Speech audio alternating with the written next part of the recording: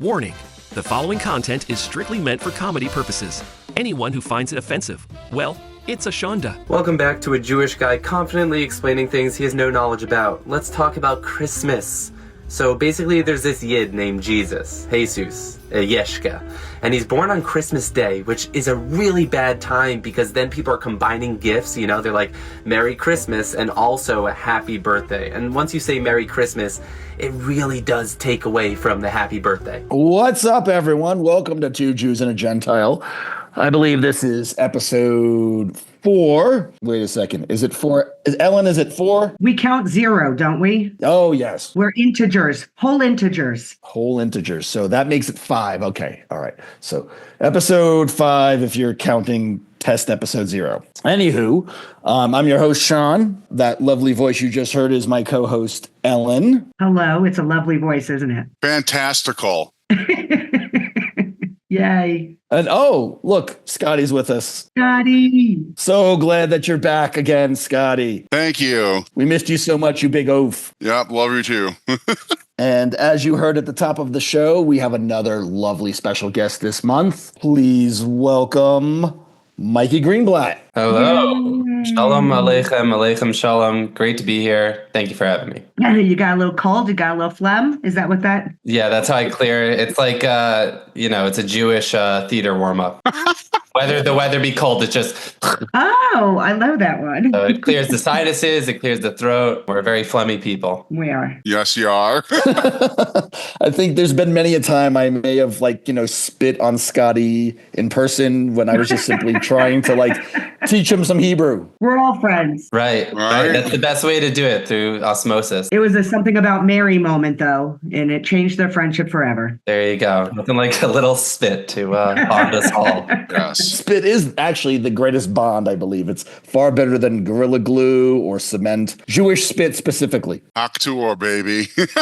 Yeah, but it's what built the pyramids. That's what they said. Yeah, it's the years of suffering. I think it's just in our genes. Yes. Well, Mikey, it's a pleasure to have you on our show this evening. Why don't you just, take a moment, tell our listeners a little bit more about yourself? Sure. Hey, listeners. Thanks for having me on here. I am Mikey Greenblatt. I'm from Jersey. I am a stand-up comedian, actor, and writer. I've been doing it for many years, and, have me at your Passover program, your synagogue. I'll do bar mitzvahs.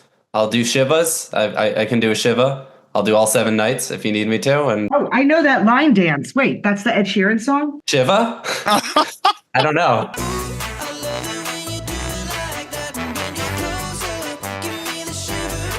I'm vaguely. I know some of Ed Sheeran's songs. I don't know if he does a Jewish morning. Maybe he took a different direction. I could be wrong. Oh, yeah, it's a country line dance, actually. But yeah, The shiva is a country line dance? you give me shivas. Wow. Everybody doing the shiva. You give me shivas. Yeah.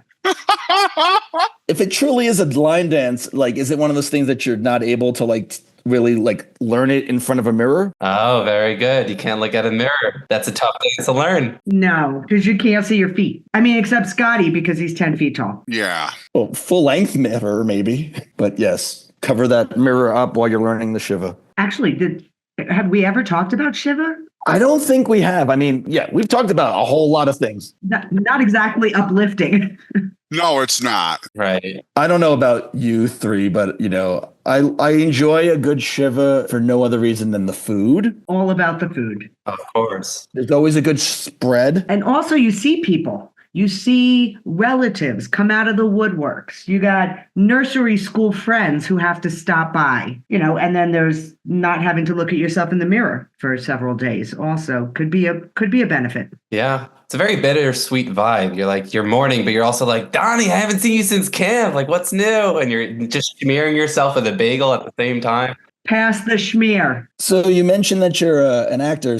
Have we seen you in anything? Is there something, Ooh, were you on CSI? Are you a big fan of the zebra pen commercials, perhaps? What the hell? Zebra pen. Is that the pens with the multiple colors that I used to have when I was a kid? I mean, if I did my research right, I think it is. I am looking at a box of zebra pens right now. I'm a fan. I still have those. There is a zebra on here doing yoga on the back. That's correct. Find the zen in your pen. Wow. Yes, it's so smooth with my Zebra Z Grip Flight pen. There it is. Hell yeah. Sounds pretty dirty. Extra ink. You should hear the zebra, like it's an animated zebra that talks in the commercials, and he's like, Find zen in your pen. and you're like, I'm kind of into this in a weird way. Should I be turned on? Yeah, he's got a sultry voice for a zebra. Wait, so is that you? Mikey, is that your voice? No, so I'm not the zebra, but I was I was in a bunch of those commercials, and you could see I'm wearing my yarmulke in them, which is very exciting. I think it might be the first one of the first commercials with a yarmulke wearing guy where you don't even mention that he's Jewish. It's just talking about pens. That's beautiful. I asked them, I'm like, can I wear this? And which puts them in a bind, right? They say no. Can I wear this, or should we have our lawsuit now? Like, you know. You represent. Yeah, I like no, that. Very exciting. Yeah, brief stints in acting, a lot of theatrical stuff, but really stand-up comedy is the bread and butter, the matzah and cream cheese of it all. The first time that I ever saw sex was on the big screen. It's when I saw Avatar. That was the first time. He didn't say bagel and cream cheese. He went with matzah. Sean has an aversion to matzah. As he should. But see, I like matzah and cream cheese. How do you spread the cream cheese? Oh, you don't. That's a trick question. You just take a clump and then you take the other, you break the matzah in half and you smear it on, and then you kill two birds with one matzah over there. Well, it could kill many birds, that matzah. I was going to say matzah can kill birds. I mean, I don't know if you've heard our various stances, or my various stances rather, on matzah on previous episodes. But yes, it's good enough to drywall your house. And now we know it's good enough to kill several birds in Central Park. Yeah. And those birds are tough. Those birds will go right up to you and punch you in the face. They do not. It's New York pigeons. They are rough animal, the pigeons in New York City. It's like you throw the matzah at the ducks and they just throw it back at you. Yeah. A little bit. Well, and didn't we say that you could actually build your sukkot from matzah and it would withstand weather? Oh, interesting. I wonder if you could use that as the skach, which is like the bamboo that you put on top of the sukkah. Check out the natural lighting that just seeps on through this beautiful bamboo skach finish. I wonder if you could just replace that. You could probably combine the holidays. Hana Purim Pesach Chaka. You eat jelly donuts shaped like Haman made out of matzah. Sukkot. It's not very catchy, but Sukkot over. That's your homework. You're going to take it away, Mikey, and you're going to come back to us next week with, Passover is just so in the middle of nowhere. I mean, you have Rosh Hashanah, Yom Kippur, Sukkot. Like, just throw them in the same month. Let's get them out of the way. I love them, but let's put them all in one month. Bang, and then get it out. Hana Purim Pesach Yom Kippurika. You don't eat a jelly matzah donut as you swing a duck dressed as a chicken above your Haman hat. Can you imagine a Harosi's hamantashen? Not bad, right? No, that sounds rough. Haroset hamant, I could see that. I was thinking Murr hamantashen. That'd be rough. Nope. Can't spell it. Can't eat it. Nope. The Murintashen. They should do like a hot ones with Maror, a Jewish yes. hot one. Sniffing myrrh and seeing what you could withstand. Yeah. Isn't myrrh, it's like frankincense and myrrh. It's a smell, and that's a different faith. No, myrrh is like a really bitter. It's the bitter herb. That's maror. Maror, yes. But myrrh. Oh, myrrh is is a scent. It's the frankincense. They swing it back and forth in the church, and people choke on it because of the smoke. Oh, wow. Lovely. Is this what's going down in the church? I don't know. I don't go. Daddy, were you an altar boy? When I go into the church, I light up, so I shouldn't go. I don't know what to make of that comment. You light up like with the incense? I smoked 2 joints before I smoked 2 joints, and then I smoked 2 more. No, like flames instantaneously, so I don't go into churches. Oh, you combust. Yeah, pretty much. Oh, that happens when I try. That's what my rabbis tell me if I go into a church, so that makes sense. The holy water burns. I'm just going to say it. It's no good. Never goes down smooth, that stuff. I think it's fear mongering. Oh, you know what? Mikey, I have a question for you. Are you vegan or vegetarian? No, I am a man of chicken, a man of many chickens. But you keep kosher? I do, yes. Oh, look at that. All right, cool. I saw on one of your videos that you were doing a restaurant review, but you were talking about how it was this amazing vegan restaurant, but then you ate chicken and lamb. It was vegan chicken and lamb, but you wouldn't have known it. I was unclear. I wanted to ask to clarify. Well, that's the trick with social media. You got to leave them questioning, get some arguments in the comments, then it gets shared around, you know? I was just trying to breed some controversy. No, I get it. You have to stay important. You have to stay part of the conversation. Yeah, you got to stir the pot. You got to stay relevant, drop in the keywords. Yeah, because I was like, lamb? Really? Pretty sure it's a cloven hooved animal, right? But it's vegan lamb. Oh, vegan. Yes, it chews its cud and it has split hooves, so it is kosher. Oh, okay. The vegan. Okay. They're working hard out there in the kosher. Every kosher restaurant now has cheeseburgers. For the listeners at home, I'm doing air quotes. It's either going to be impossible meat with real cheese or fake cheese with real meat. Like, we want to get as close as possible to the non-kosher experience while still keeping kosher. So I'm convinced that at one point we're just going to clone a pig and see what we could do with that. Listen, it leads to ingenuity. I like it. But New York is a great place to keep kosher. It's one of the only places because kosher food tends to be more expensive than non-kosher food. Yes. And so if you go to like that random kosher place in Ohio or whatever, it's just going to be more expensive than the place next to it. So it's hard to bring your non-kosher friends there. But in New York, everything's already so expensive that people don't bat an eye. It's an equal playing field for the kosher and non-kosher restaurants. It's very exciting. So as far as kosher food goes, I remember I was living in Phoenix and my former mother-in-law was coming out for Thanksgiving. And, you know, the grocery stores are giving away turkeys at Thanksgiving. You spend $5 on groceries, you get a $50 turkey, right? But a kosher turkey, we had to drive to Scottsdale. We had to place an order 3 months ahead. And it cost $400. Whoa! Well, I'm slightly exaggerating, but No, you're not. You're not. I was just in Scottsdale. Yeah, it's $400 Okay. for a turkey. Absolutely. a ridiculous amount of money for a kosher bird Yeah. for one person at my Seder or Thanksgiving or whatever it was. Thanksgiving Seder. Yeah, thanks Seder. Yeah, those kosher birds. Did you make sure that the turkey had like a little yarmulke on when you? Oh, we dressed it. You better believe we dressed it. The turkey had like tefillin and a Yes. yarmulke. And Absolutely. That's where you pay the premium. But that was a fun, expensive Thanksgiving. Good to have kosher visitors. We get to see the wild side. so I wanted to ask. I saw a video of yours where you were talking to someone. You're doing your stand up. You were talking to someone in the audience, and essentially you brought up the subject of whether they were, Sephardim or Ashkenazi. Made me start to think. And I mean, I may be treading into some non-comedic territory here for a second. Uh-oh. We'll try to keep it as as humorous as possible, but I am curious how we as a Jewish society can be okay sitting around with something with the word Nazi in there. Ashkenazi. Well, it's pronounced differently. I was not understanding the connection at all for a second. I'm like, that just took a hard left.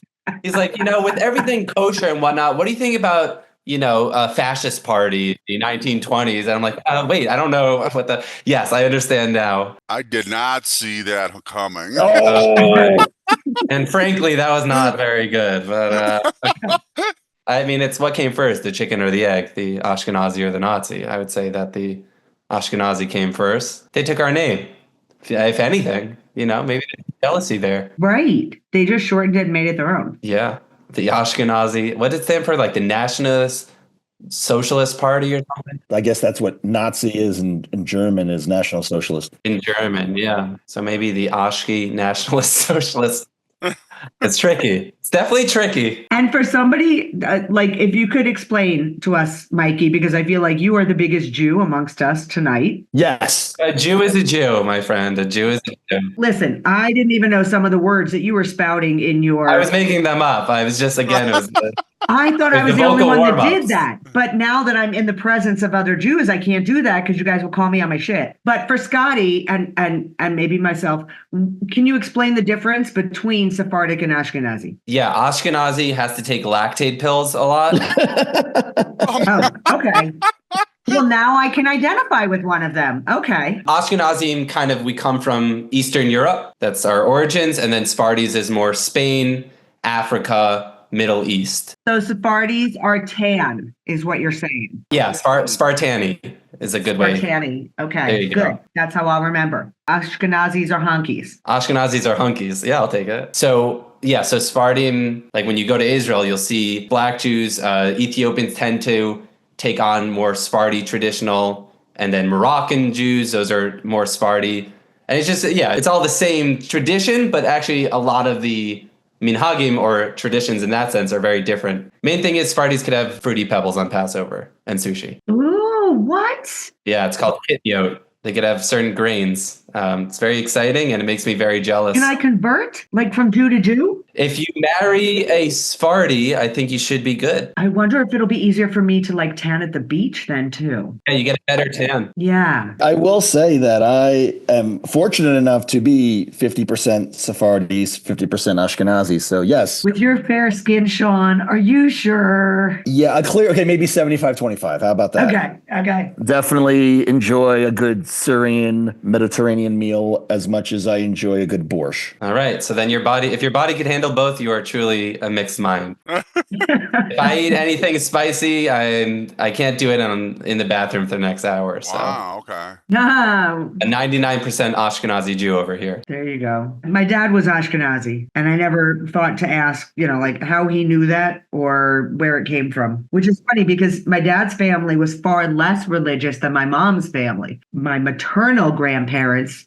my grandfather went to shul every morning. El Al, he'd be on the plane and it would tip because they would all go run to one side to pray at sunup. But my dad's family never went to temple, but he seemed to know a whole lot about it because back in the day, men were the ones that were allowed to become bar mitzvahs and study everything. So yeah, we're honkies. We're honkies. I got honky in my family. I burn, I don't tan. So yeah, if that's any indication.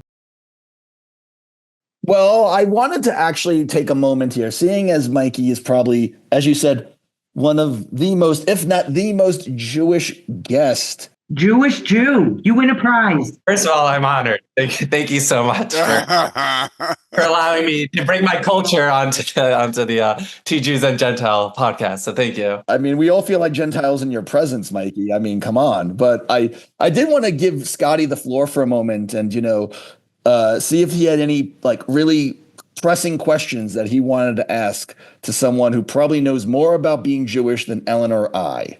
Yeah. Oh, these are always the hardest questions. Oh boy. No, it's Scottie. It's not going to be tough. Hey. What? I've been on this podcast, 3 out of 11 times. And this time, again, it's a world of information that I'm just not privy to because I grew up in pretty much, what do we call it? Gentileville. Royville. That makes it sound fun. It's like Monopoly, but you don't want to land on any of the spaces. All of them are go to jail. Scottie, what kind of Gentile are you? Are you Christian? I'm agnostic, basically. I've never heard of that religion. Agnostic boy. You're an agnostic Gentile. Wow. I eschew all organized religions. It's not my thing. So I believe in the Church of Single Track Trail.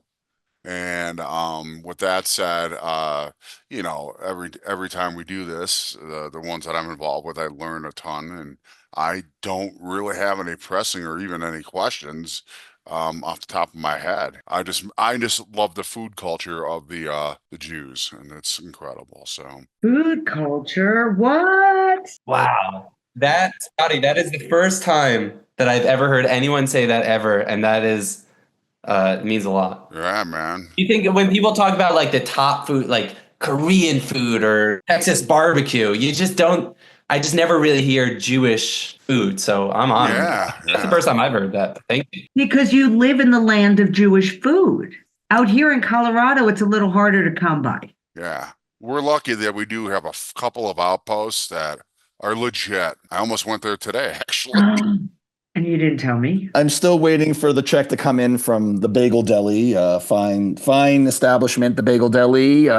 Go there today if you'd like some matzo ball soup with big hunking matzo ball and some lox. The best pickles west of the Mississippi. Absolutely. Bold statement.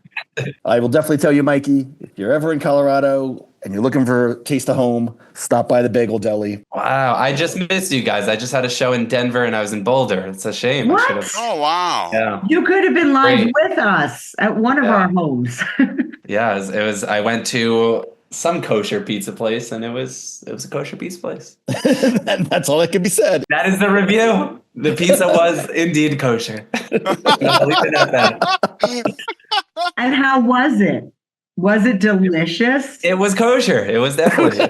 That's his answer. So memorable. I could eat it, and that's a 10 for me. So you mentioned that you're from New Jersey. Where in New Jersey? Englewood, New Jersey, home of the Sugar Hill Gang and John Travolta. Yes, I am well aware. I'm an Edison girl. Okay, very good. My dad is an Elizabeth man. So Oh, okay, fantastic. So you know Highland Park. of course, Highland Stark, we call it. Okay. Stark's like religious. But they had the kosher pizza places, and it was terrible. Yeah, you know what it is? I found out they don't put Parmesan in kosher pizza. Parmesan's kosher. They just don't do it. And that is the big difference. It's also lactose free. That's why it's kosher? Probably. Well, they put lactate pills in it so that you kind of get ahead. They grind it up so your grated Parmesan is half lactate and half Parmesan cheese. It makes perfect sense. Yes, exactly. Instead of pepperoni, we have lactate pills. That's so efficient. Yeah.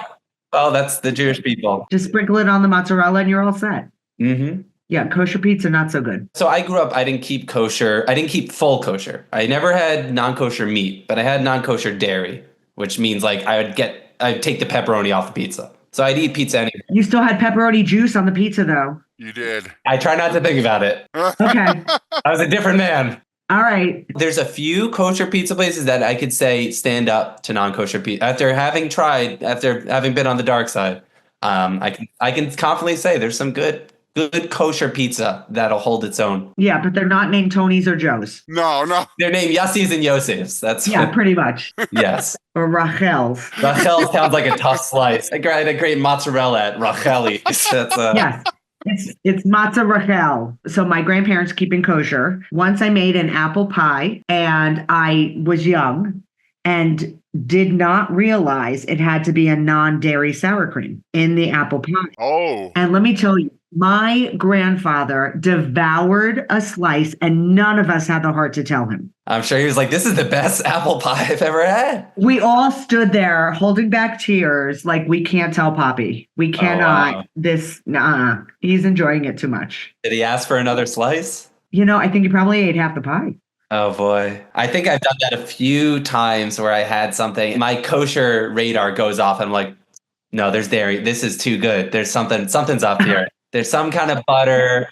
So suspicious. It's so sauce. That's always tricky. So there's pariv means like essentially it doesn't have dairy in it. So right. After you have a meat meal, like there's a line in I think Leviticus that says you can't have like a calf in its mother's milk, which we derive as saying you can't have meat with milk. Different people wait different amounts of hours, but essentially we've concocted desserts that don't have any dairy in it when we have these big meat meals. And the desserts all look amazing, but then you bite into it. Do they taste the same? No, it looks beautiful. Like when you see a beautiful person and then you talk to them and they have no personality. That's what a par of dessert is. Like you eat in and you're like, ah. That's how I feel about Scottie. Whoa! There you go.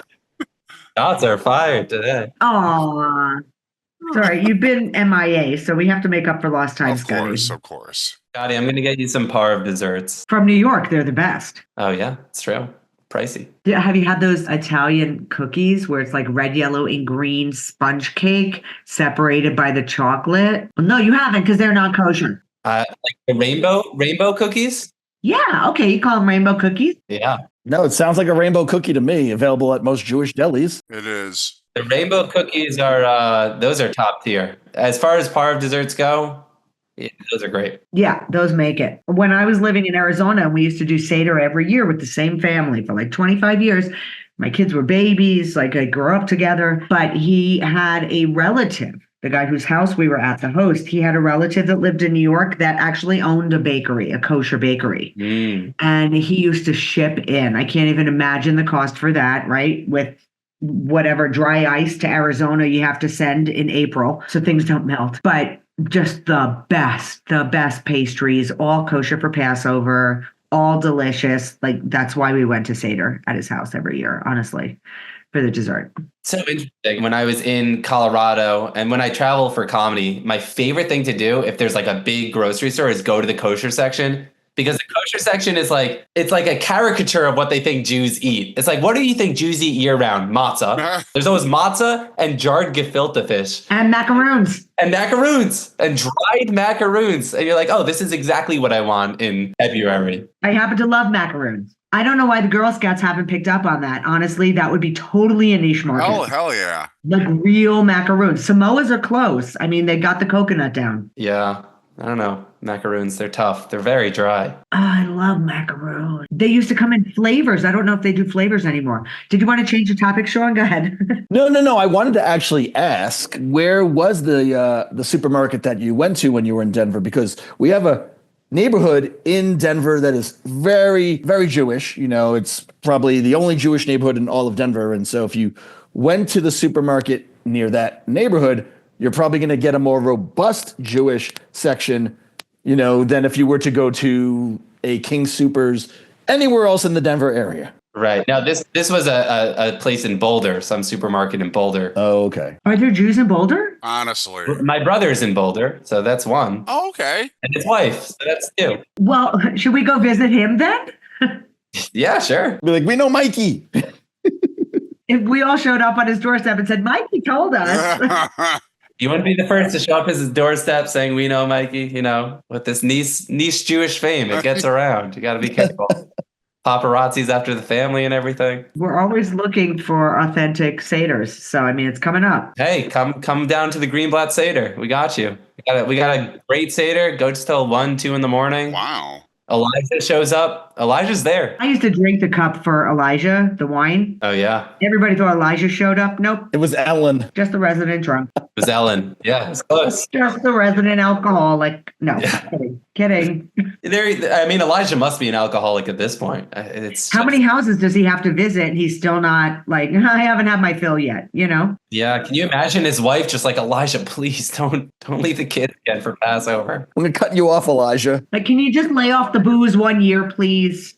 I just need a little more Manischewitz. I'll be okay. Oh, we've talked about this. It's Manischewitz with a straw all the way. Do you prefer Concord grape or blackberry? I got to put grape juice in my Manischewitz and Concord. Wow. It's too much. I'm either getting drunk or I'm getting like hyper from sugar. There's no... Right. It's so sugary. I can't even open the bottle. That's why I have to finish the bottle, because you can't open the bottle the next year. You have to finish the bottle if you open it. Because there's no opening it a year from now because the sugar is all congealed. Minhag hamakom. It means the tradition of the place. Minhag hamakom. This is my mana. It sounds like you already drank too much Manischewitz before you said that. Oh, lordy. Lordy. Oh, you sound like an Atlanta woman there, Sean. I do declare, I think we should change the subject and move on to our next segment. Oh, now you're Foghorn Leghorn. You just changed it up. Look here, son. I say, son, did you see that hawk after those hens? Thank you very much. But Scottie, you know what time it is. Oh, yeah. It's time for Scottie Doesn't Know. Scottie doesn't know. Oh, Scottie doesn't know. So don't tell Scottie. Scottie doesn't know. Scottie doesn't know. Hope you brought that thinking cap of yours and you plopped it on your Gentile head. And since Mikey is our special guest, you get to ask Scottie about a series of things. I sent you a list over IG, things pertaining to our lovely Jewish culture. And the way this game works is we see if Scottie knows what you're going to ask him. Here we go. Okay, Scottie, well, we'll start with something we already spoke about, which I think is good. Shiva. Shiva, absolutely. It's 7 days of mourning from somebody that just passed. Wow. Oh, yeah. Wow. Shiva, everybody. Yeah. Yeah. There you go. Shiva. And yeah. You actually remembered. That was great. Yep. And he grew up in Chicago. So, I mean, there was a Jewish presence, even though he was not situated within. Yeah. My delivery route for FedEx Express was in the Jewish ghetto. So that means, Scottie, that you saw a lot of mezuzahs. That's pretty good, Mikey. Good transition to the next word. What a professional, Mikey. Wow. What the fuck? No clue. I'll give you a hint. It represents what the Jews put when they put lamb's blood on their doorposts. That's a good hint. Has he seen the movie? Have you seen the Ten Commandments, Scotty? No, I haven't actually. What? Oh, good Lord. How many of them have you seen? Yeah, he made it through season 4. What is a commandment? Shit I should not break, but I do. So, I have no damn clue. So I appreciate the hints. Can I show you it? I have one right near me. For the listeners at home, I'm now going to my doorpost. Yeah. Oh, yeah, I've seen that shit. Now I know what it's called. We call it parchment, but yeah, shit is also a word.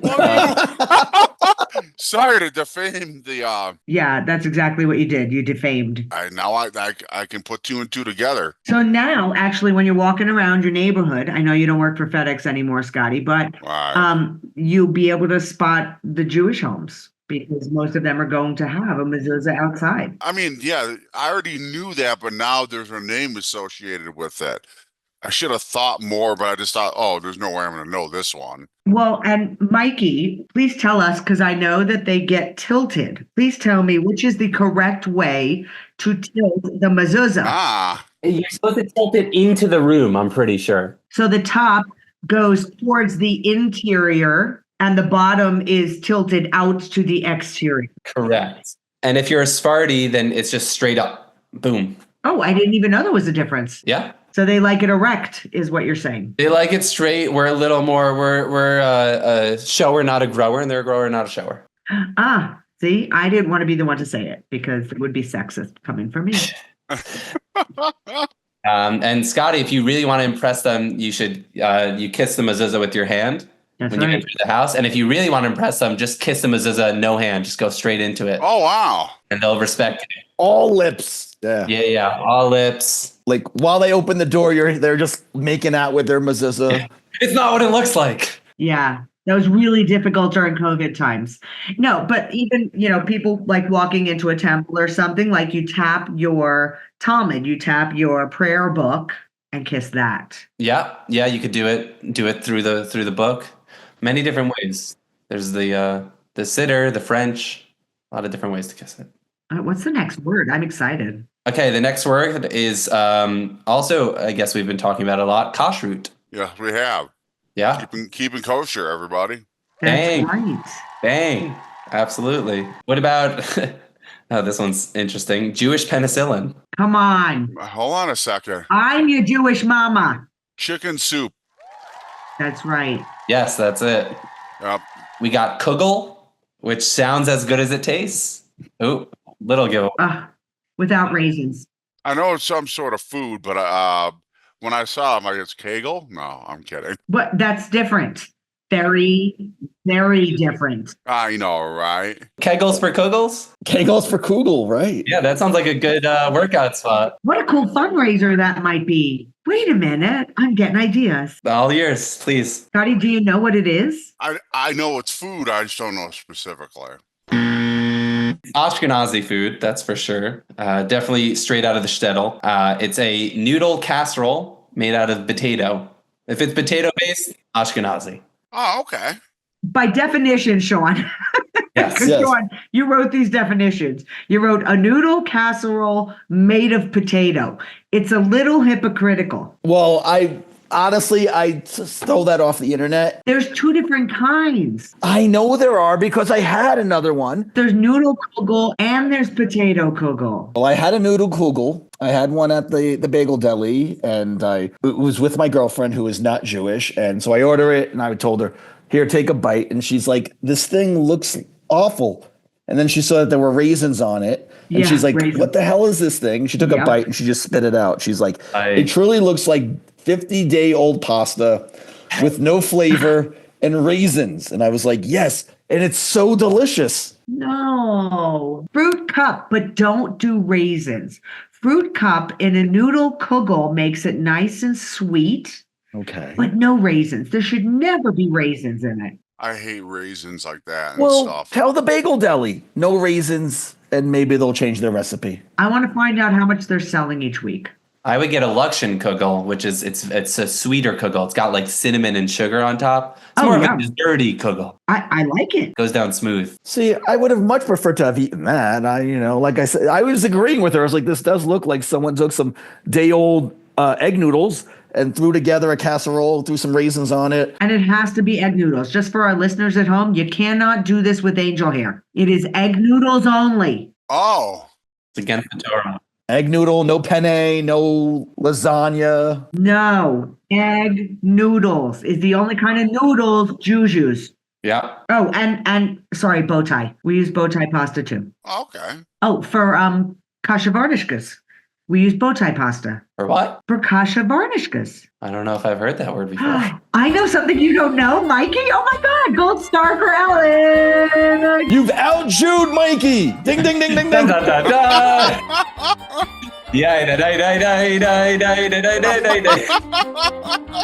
I just stumped our guest. Go look it up. As Scottie would say, GTS. That means Google that shit. Got it. Yeah. Give Scottie another word. Right. Trafe. No freaking clue. You're not going to take a guess? I'm not smart. You know that. But just a guess. It's fun when you guess. What does it sound like? Trafe. What does it sound like? Yeah. Verboten food? There you go. Look at you with the word verboten. I just collaborated there with the German Jew thing. The verboten food. Verboten. Look at you. Showing off now, Scottie. The forbidden fruit, maybe. Scottie's showing off. Yeah. That's right. Trafe is non-kosher food. Trafe. And just so you know, because Passover's coming up, there's like this extra level of cleansing of trafe in your home when it's Passover. Because not only does it have to be kosher, it has to be kosher for Passover. Yes, it's called bedikat chametz. It's when you got to search for the bread. Is that the afikomen? That is the afikomen. Searching for the special matzah. No, that's different.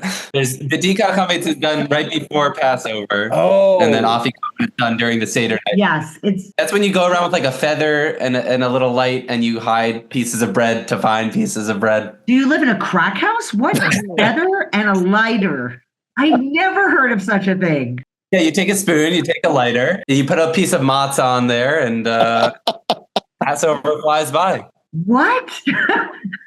That's archaic, Mikey. That's kosher crack. Now we just go with like a pillowcase, and anything that's got carbs in it has to go in the pillowcase. That's what we do. And then you hit the Gentiles with the pillowcase. It's like, no, well, that's not the game. I mean, maybe just you, Sean. You be you, baby. Reverse anti-Semitism, like just beating Gentiles with bread. For me, that's called speaking to Gentiles, but yes. You do you. Apparently, we're making our own traditions now. Oh, one more for Scottie. One more. We got schmaltz. Yiddish, I believe. And it's not the Laverne and Shirley beer factory. When something schmaltzy. Yeah. Chewing the fat. It's cooking fat. That's good. I didn't even know I just knew schmaltz, how to use it in a phrase, but I never knew the actual definition. That's pretty good. So schmaltz goes in the middle of your matzo balls. That's the surprise. Oh. Grilled onions and fat. Oh. Yeah. My grandmother used to make her matzo balls from hand, and she would say with surprise or without. And I was always without. My sister was always with. And then, we all found out what the surprise was, and we were all like, no surprise, thanks. Nope, we don't want the surprise. Thank you anyway. That is one heck of a surprise. Yeah. Schmaltzy. It used to be duck fat, I thought. Wow. Because we don't have a thing against webbed feet. I'm just picturing like a Jewish cooking show. They're just showing off a schmaltzy matzo ball. Would you like to see my balls now? Yeah. Whip them out. Whip them, baby. It's supposed to make it delicious. I'm just saying. I think every Jewish cookbook, like it's a pinch of salt and like a handful of schmaltz. You just throw it in there. Because there's no normal measurements. It's not teaspoons. It's not tablespoons. It's not a cup of anything. It's a handful of this, a pinch of that, 3 fingers of this. It's a pound of schmaltz. Yeah. Well, yeah, we don't know when the Crusades are coming. You just got to throw in as much. That's what a chillant is. You just throw in everything into a pot, and you hope that there's not a pogrom, and that's it. How can I make anything that my grandmother made from a recipe perspective unless I watched her? Mm-hmm. Because nothing is written down. No. And everything is just bizarre measurements. Can't do it. Well, Scottie, I'm quite surprised you actually got a lot of those correct. We clearly didn't stump you. We're going to have to go back into the lab. We're going to have to come up with more terms for next time. Sure. Really go deep into the Jewish dictionary. The archives. The archives. We're going to. You gotta hit the Old Testament. There you go. Ooh, Old Testament. That's as old as it'll get. We don't believe in the new one, right? I mean, that's. No, I don't believe in sequels. It's a sequel, yeah. It is. Yeah. Our story ends with the first. I think we're going to start asking Scottie to name the books of the Old Testament, and we'll see how far he can. Oh, come on. You can't make him do something that we couldn't do, Sean. That's unfair. Yeah, thank you. Well, that's when we tell him to just GTS. Yeah. Right. I would have to do that as well.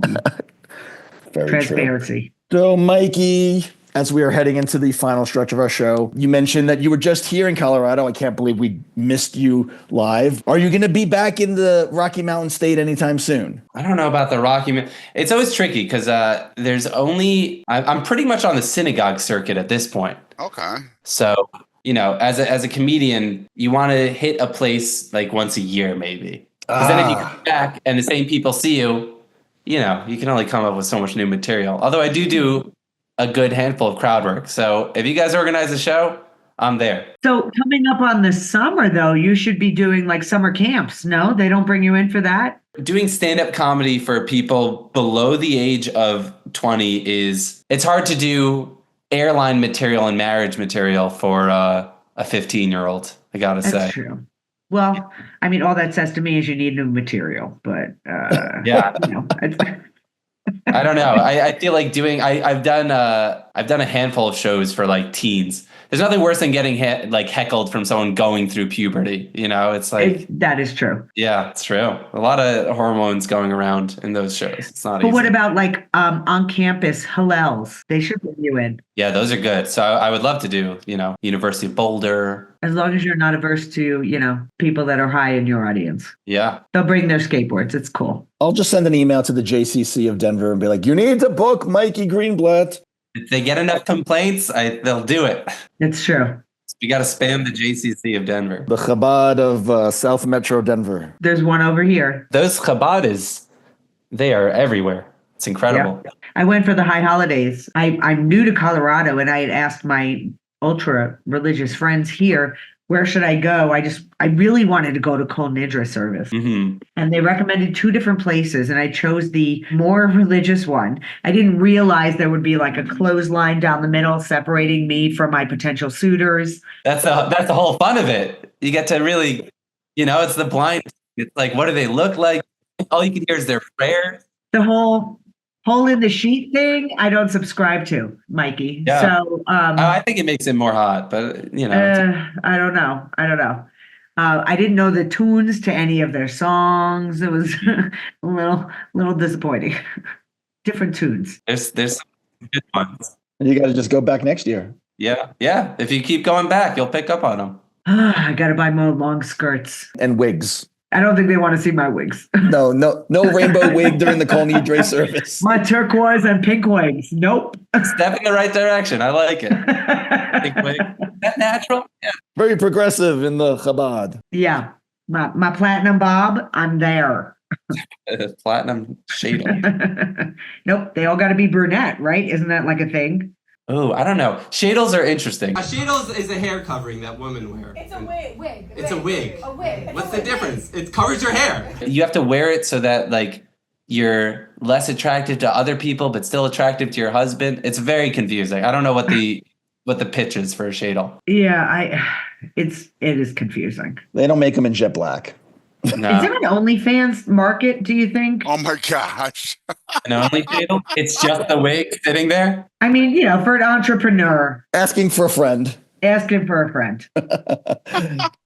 Listen, there's a market for everything these days. This is true. It's very true. So, okay, so you're not coming to Colorado anytime soon. We've established that. So where can our listeners all across this lovely country, where can they see you coming up soon? I perform in New York all the time at different comedy clubs around here. March 14th, I'm doing a bunch of shows out in California. I'll be in Los Angeles. And 15th, I'll be in Los Angeles.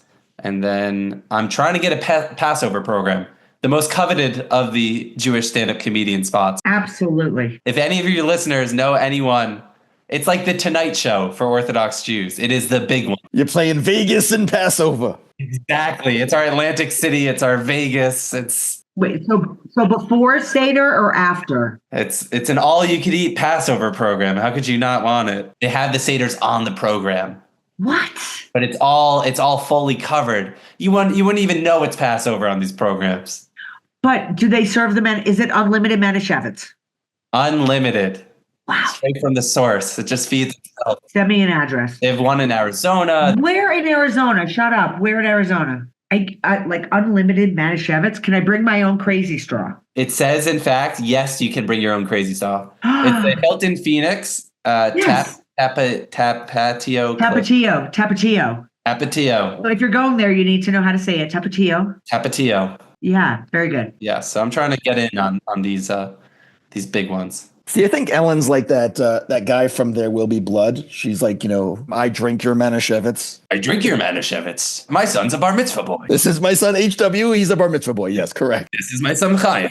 The bar mitzvah boy. Should we do it? There will be Christian baby blood. It will be lamb's blood. There will be lamb's blood. Should I bring my own mezuzah? BYOM. Bring your own matzah? Mezuzah. Oh, it's true. You were talking about lamb's blood. Put it up every hotel room I stay. You just got to bring a portable mezuzah and keep you safe at night. But does it have like a magnet on the back? Yeah. Yeah, like you're over there drilling holes into the door frame to put up the mezuzah. You use fun tack. Hey, you'll thank me later. You use fun tack. Fun tack or command strips. Yeah, that's good business for them. The shofar I'm hearing in the background, it's telling me it's time to wrap the show up. We got to go find 7 other men to join me, Mikey, and Scottie so we can form a minion. Look at you doing math. Look at you. Yeah, that was quick. I had to redo that math in my head. But, before we go, I want to give a big shout out and thanks to all of you who are following us or just listening for the first time. And, of course, a huge thanks to Mikey for coming on the show. Why don't you quickly or slowly, whatever you want, tell the listeners how they can find you on social media, because that's really the only way comedians survive these days is the socials. Yes. Ain't that the hard truth? Please do follow me or comment angrily on my posts at Mikey Greenblatt, Mikey_Greenblatt. You could also follow my Jewish comedy squad, J Sketch Comedy, for all your Jewish sketch comedy needs. Ooh, fun. Yeah. Come out, see a show, come support live Jewish comedy. God knows we need more Jewish comedians. So, or more comedians, period. Yeah, go out there, go support your local comedy. But also, and if you're a Jewish listener, tomorrow morning, go rap tefillin. Now you have to. You're legally binded. Wiki. That's something different, right? Go rapping with the tefillin. Oh, yes. I know. You could also write a rap about tefillin, but you could do both.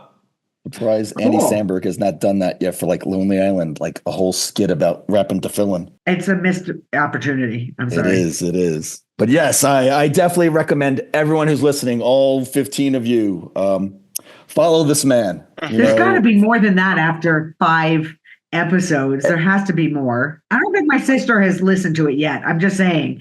And I talked about my brother-in-law Schmeckel in episode 0, and she has not even listened yet. Well, that's why, because you talked about her husband Schmeckel. But I warned her. If I was her, I would want to hear it. We've offended too many people. Nobody wants to listen to the show anymore. I don't think so. But now that Mikey is on, everybody's going to listen. Mikey, don't be scared. Absolutely, yes. If you're a fan of Mikey Greenblatt, tune in, follow this man. He's funny as fuck. I'll put that on my website. Yeah. 2 Jews A Gentile said he's funny as fuck. I'm sure the synagogues will appreciate that one. Oh, big time. Funniest Jew I've seen all 2025. Funny as schmaltz. There you go.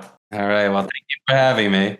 Absolutely. It's been a pleasure. And to everyone listening, again, follow this man and tune in next time for another entertaining episode of Two Jews and a Gentile. We will see you then. Shalom.